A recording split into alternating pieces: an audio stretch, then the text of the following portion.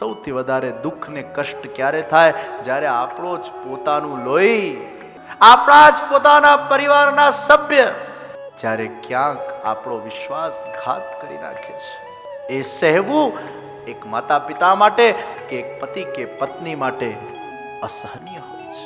જીવનમાં જ્યારે જ્યારે તમારા પોતાના સ્વજનો દ્વારા તમને કષ્ટ આપવામાં આવે છે, ઘણા છોકરાઓ પોતાના માતા પિતાને વૃદ્ધાશ્રમમાં મૂકી આપતા હોય છે અને માતા પિતાના નિશાસા લાગતા હોય છે, એ બિચારા રડતા હોય છે, અમને કેવી સંતાન ભગવાને આપી. ત્યારે એક વસ્તુ યાદ રાખજો, એ વૃદ્ધોને પણ એ સમજાવવાની જરૂર છે કે તમને પણ આ ભગવાને તમારા દીકરાઓથી દૂર કરીને મોહ ભંગ લીલા કરી છે, જેથી આ સંસારના અસારતાનું તમને દર્શન થાય, જેથી આ સંસારના અંદર તમારા સગા સંબંધીઓમાં તમારું જે ચિત્ત હતું એ ચિત્ત દૂર થાય.